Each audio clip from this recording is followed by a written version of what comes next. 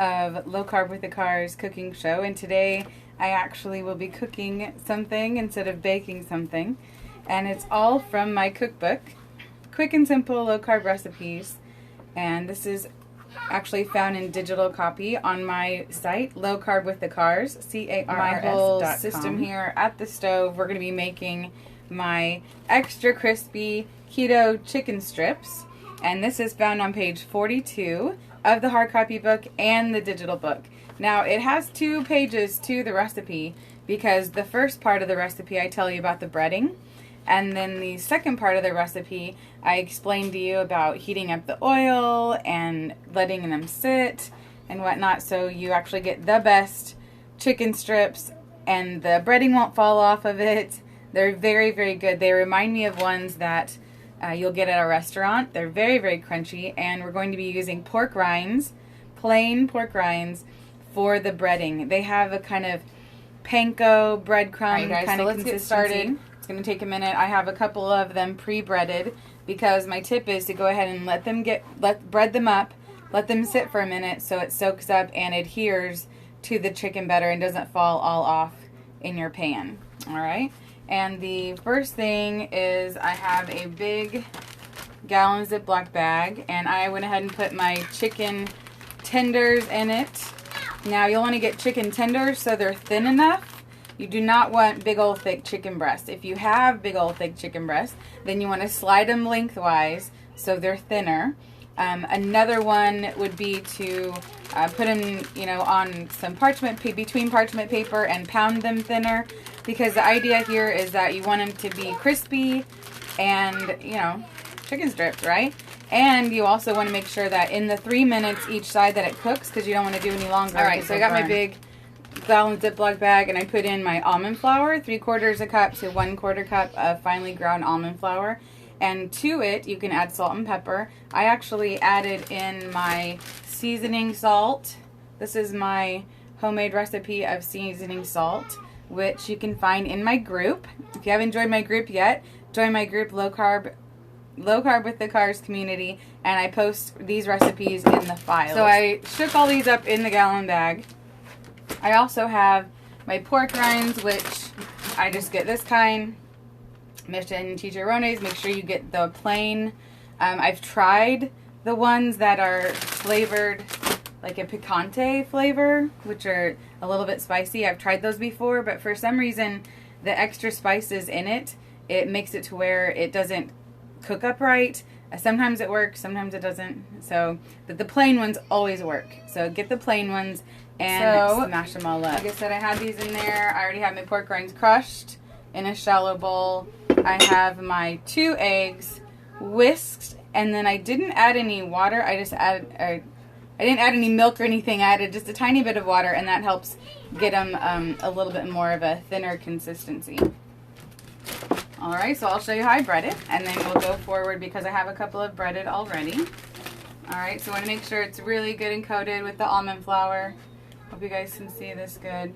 And we're going to do a dip one side in the egg, dip second side in the egg, and then right into the pork rinds, and then I just kind of sprinkle it on top as best I can, and then I press it down.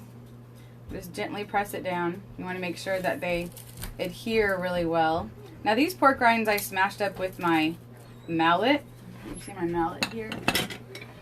A wooden mallet. I just, on the flat part, in the bag, I just smashed them up.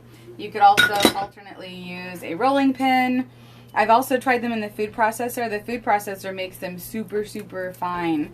And it takes more pork rinds to coat the amount of chicken, 1 pound of chicken tenders that I requested. So you may need more pork rinds if you put them in the food processor. So press that down real good. And then I'll just kind of shake off the excess, flip it over again, make sure we got all the edges and corners. And what I do is I go ahead and get these all breaded up, and I let them sit on my jelly roll pan. And my jelly roll pan I have in cooling rack, and the cooling rack allows them to get air to the bottoms as well. So you see Shake that off, and I'm going to put it over here.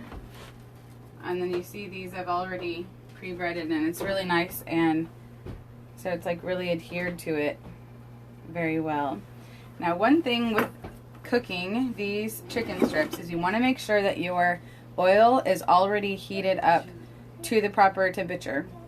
I don't really know the exact temperature, but the way to check to see if your oil is ready is I take a wooden spoon and stick the tip of the wooden spoon into the oil. I learned this from Rachel Ray. You stick it into the oil, and if it starts bubbling, then you know it's the right temperature. So let me check. And it's bubbling. It actually has little bubbles that form. If you see that on the end. So we are all ready. Now I have my timer that I set to 3 minutes. Make sure my heat is not too high. I actually have it on medium, and I've been heating it up so that it got up to temperature without putting it on high, because you want it to heat up evenly and not burn your chicken strips. Alright, so I have 2 ready, and then I'm just going to lay it in bottom, let go, and then I have a big, huge, humongous one here, and again the tip, lay it down, and let it go. Alright, let me set my timer for 3 minutes. We're doing 3 minutes each side. There we go. It's on medium. It's really starting to bubble up. As you can see there on the edges. See, the edges are starting to lighten up. See how the edges are lightening up? And I have, this is a 10.5 inch cast iron skillet. You see it's pretty thick. It's a good, I really prefer the cast iron pans because they work so much better than the others. It can go from oven, from stovetop to oven, and back chicken again. Strips, and see, you have a feeling. I have a feeling you want to flip it over. Don't flip it over yet. Wait till the time goes out there, and you see a little better representation of how I turn the pork rinds into crumbs.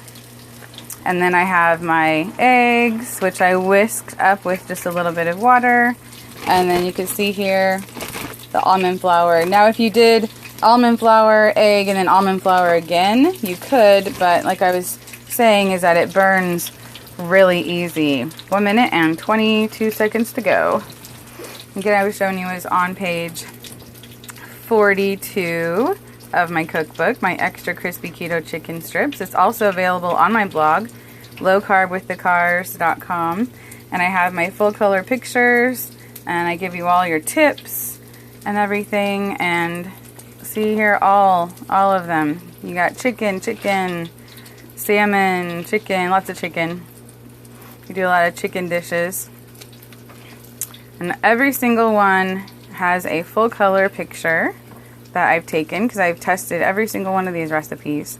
We have blondies and coconut cake. Oh, there we go. Banana bread. There's our timer. All right.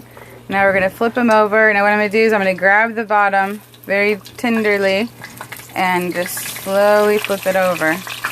You see how it's really getting a nice golden color. Let me get a hold of this big one here. Woo. Yeah. See how it's getting nice and golden. Chicken strips. And here's my other one I did earlier. Just sitting here on my pan. I have a jelly roll pan, and then I have put the cooling rack. I guess it is kind of drying, right? On it, and so it'll actually adhere better. While we're waiting here, let me know, do you like chicken strips? How have you made chicken strips in the past? Did you use all-purpose flour?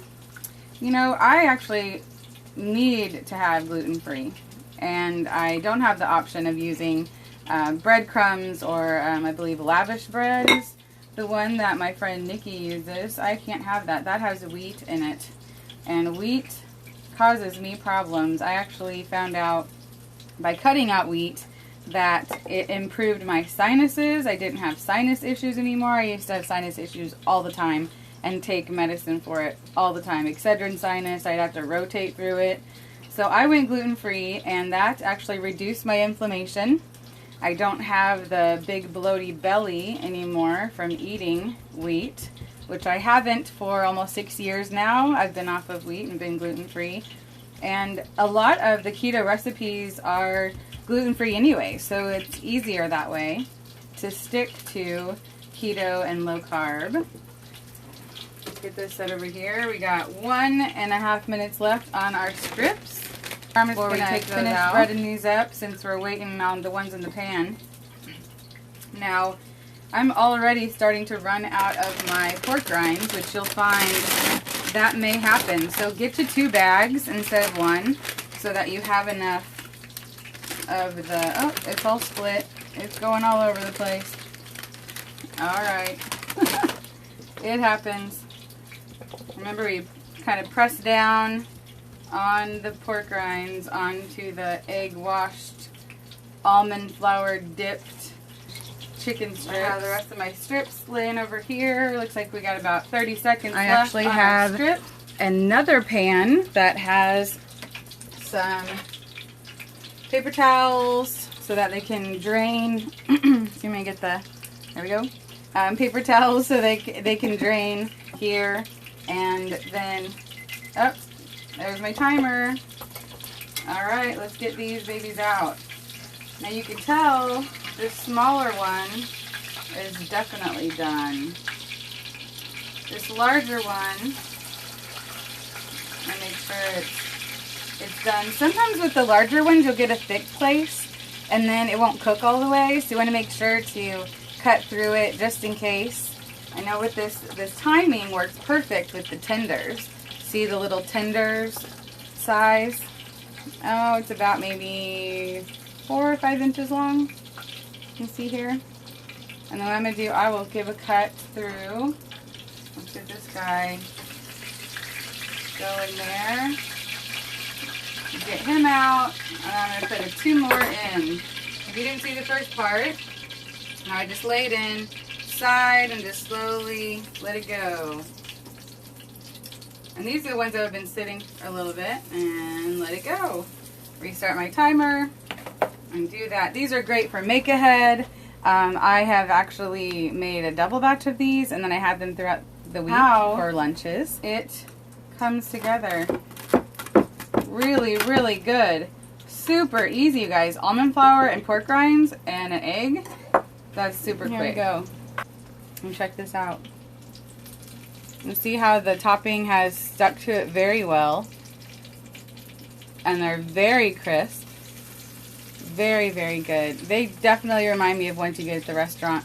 Or ones that you would use panko breadcrumbs making. Again, you can get a copy of my cookbook in digital form on my site, lowcarbwiththecars.com, CARRS. Alright, we're finishing up our extra crispy and all of these recipes you can find on my site, my blog, lowcarbwiththecars, CARRS.com. All of these recipes are. I'm going to put some links below to not only the recipe today, but also where you can get the digital cookbook, and you can follow along also on your own.